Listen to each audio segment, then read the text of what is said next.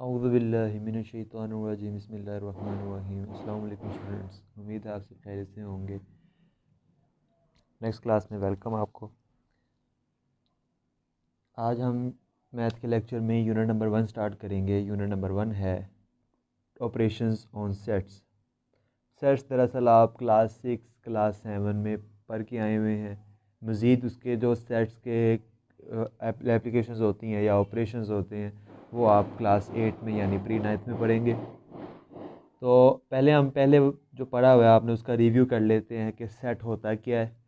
Set की definition है a group और collection of well defined and distinct objects. Group या कलेक्शन, किसी चीज़ का ग्रुप बना दें या उनकी कुछ कलेक्शन कर लें। किन चीज़ों की? वेल डिफाइंड और डिस्टिंक्ट चीज़ों की। वेल डिफाइंड एक वर्ड है और एक डिस्टिंक्ट वर्ड है। डिस्टिंक्ट तो सिंपल है कि मुख्तलिफ होनी चाहिए, एक जैसी नहीं होनी चाहिए। और वेल डिफाइंड से क्या मुराद है?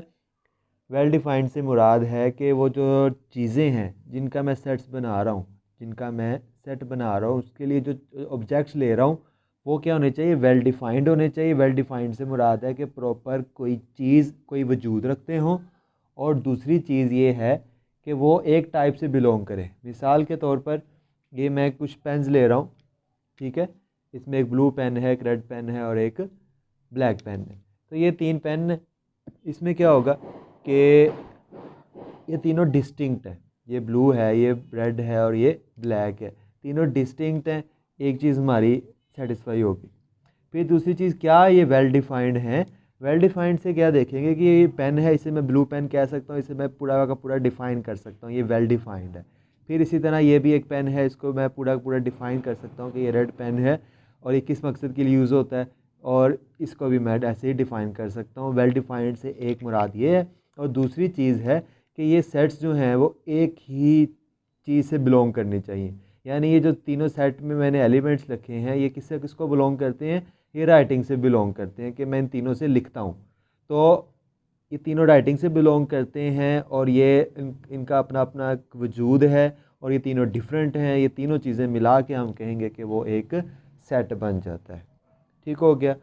फिर है रिप्रेजेंटेशन। अब सेट बनाते हैं और उसको रिप्रेजेंट कैसे करते हैं? रिप्रेजेंट करने के 3 मेथड होते हैं, वो भी आप लोगों ने पढ़े हुए हैं कि एक डिस्क्रिप्टिव होता है, एक सेट बिल्डर होता है और एक टेबुलर होता है। डिस्क्रिप्टिव में क्या करते हैं आप कि जो सेट के एलिमेंट्स होते हैं उनको आप इंग्लिश में लिख देते हैं, ठीक है, उसको डिस्क्राइब कर देते हैं। अगर उर्दू वर्जन होगा तो आप उर्दू में लिख देंगे। फिलहाल आप इंग्लिश मीडियम है तो आपको सेट इंग्लिश में लिखेंगे तो वो डिस्क्रिप्टिव फॉर्म होगी। सेट बिल्डर में हम सेट के एलिमेंट्स को किसी एक वेरिएबल के साथ बिलोंग करते हैं। जैसे एक्स हमने एक वेरिएबल लिया और हमने कह दिया एक्स है, एक एलिमेंट्स एक्स हैं और एक्स क्या है? Vowels of English alphabets. ये कौन सी फॉर्म कहलाती है? Set builder. और टेबुलर में हम एलिमेंट्स को ब्रैकेट कर्ली ब्रैकेट में क्लोज करके लिख देते हैं, आपकी टेबुलर फॉर्म है। फिर आपने कुछ तरह के सेट्स पढ़े हुए हैं। मिसाल जैसे कि आपने सेट्स पढ़े हैं नेचुरल नंबर्स। नेचुरल नंबर को एन से बिलोंग करते हैं और नेचुरल नंबर्स कौन से होते हैं? जो 1 से स्टार्ट होते हैं, 1 2 3 अप टू सो ऑन, ये आपके नेचुरल नंबर हैं। फिर आपका आ जाता है होल नंबर्स। होल नंबर्स कौन से होते हैं? जो 0 से स्टार्ट होते हैं, यानी 0 1 2 3 अप टू सो ऑन। फिर आपके आ जाते हैं इंटीजर्स।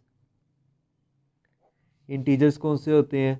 इंटीजर्स को जी से शो करते हैं और इंटीजर्स में नेगेटिव और पॉजिटिव दोनों नंबर्स आ जाते हैं। जैसे कि यहाँ से आपका नेगेटिव चलता आ रहा है, -4 -3 -2 -1 0 1 2 3 4 up to so on.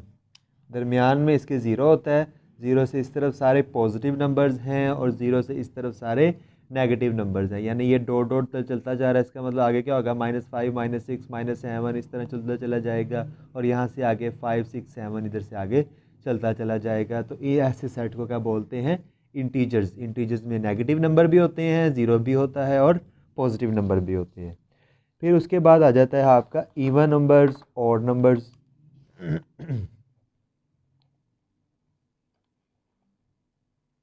Even numbers कौन से होते हैं? इवन नंबर्स को ई से रिप्रेजेंट करते हैं और उसमें इसमें वो नंबर आ जाएंगे जो 2 पे डिवाइड होते हैं। मिसाल के तौर पर ये पीछे चलता चला आ रहा है, इसमें से -6 होगा, -4, -2, 0, फिर +2, 4, 6 अप टू सो ऑन।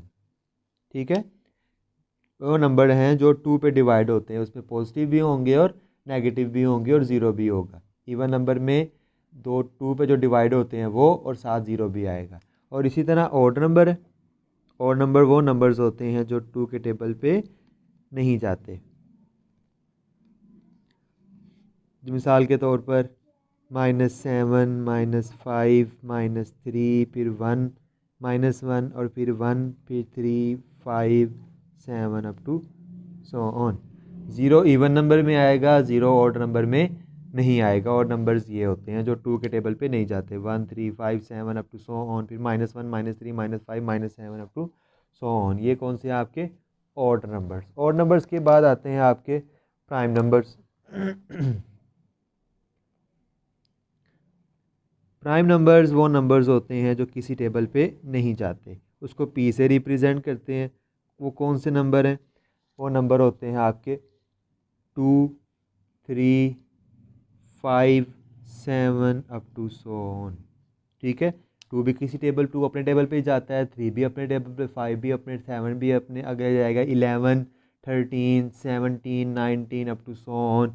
वो नंबर्स जो कि किसी टेबल पे नहीं जाते, ऐसे नंबर्स को हम प्राइम नंबर बोलते हैं।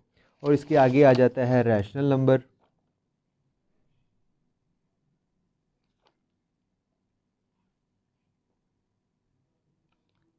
रैशनल नंबर्स कौन से होते हैं? रैशनल नंबर वो होते हैं जिनको हम ओवर की फॉर्म में लिखते हैं। कि रैशनल नंबर को हम क्यू से शो करते हैं, और रैशनल नंबर को हम ऐसे नंबर्स के फॉर्म में नहीं लिखते। जैसे यहाँ पे भी नंबर्स लिखे हैं, यहाँ पे भी नंबर्स लिखे हैं, यहाँ पे भी नंबर्स लिखे हैं, यहाँ पे भी, सब में नंबर्स लिखे हैं, लेकिन रैशनल नंबर को हम एज अ नंबर नहीं लिखते, नहीं लिख सकते, क्योंकि ये बेशुमार होते हैं, इनकी तादाद बहुत ज़्यादा होती है।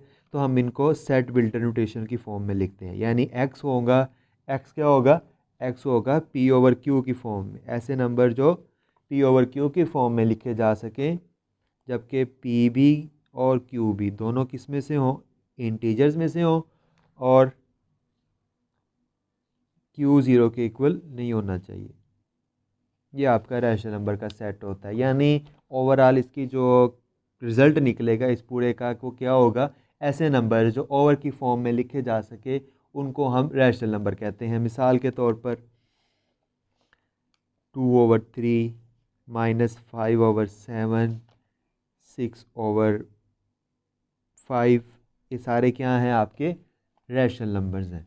ऐसे भरे भी हो सकते हैं, 133/225, ये भी रैशनल नंबर है। तो जो भी ओवर की फॉर्म में लिखा हो उसे हम रैशनल नंबर बोलते हैं। ठीक हो गया। आगे ये सारा आपका पुराना काम था जो आप पीछे पढ़ चुके हुए हैं। और आगे है सबसेट। ठीक है, सबसेट क्या होता है? डेफिनेशन इसकी मैं लिखवा देता हूँ, पहले आपको मैं एग्जांपल से ये समझाता हूँ। कि मिसाल के तौर पर मेरे पास एक सेट है ए, 1, 2, 3, 4, 5, 6, 7, 8, 9, 10। ये मेरे पास एक सेट है। और एक और सेट लिख रहा हूँ, बी, 4, 6, 8, 10। ये भी मैंने एक और सेट लिख दिया। अब अगर मैं देखूँ जब कि इसके सारे एलिमेंट्स इस सेट में मौजूद हैं, 4 भी है, 6 भी है, 8 भी है, 10 भी है, इस सेट के सारे एलिमेंट इस सेट में मौजूद हैं, तो ये सेट इसका सबसेट कहलाएगा। यानी बी सबसेट होगा ए का, ये सबसेट का साइन होता है। B is subset of A. और अगर इधर से पढ़ेंगे, इधर से पढ़ेंगे बी सबसेट ए, और इधर से पढ़ेंगे तो A is superset of B. यहाँ से पढ़ेंगे तो क्या पढ़ेंगे? B is a subset of A. और अगर यहाँ से यहाँ पढ़ेंगे तो A is a superset of B. ठीक है, पहले वाला सबसेट होगा, आगे वाला सुपरसेट होगा। ये दोनों बातों का मतलब एक ही है। कोई सेट हो, उसके कुछ एलिमेंट्स मैं अलग कर दूं, तो वो जो अलग किया हुआ सेट बनेगा वो क्या कहलाएगा? सबसेट ऑफ पहला, जो उससे पहला सेट है। ठीक है, बाकी जो लेक्चर है वो आप नेक्स्ट वीडियो में देखें।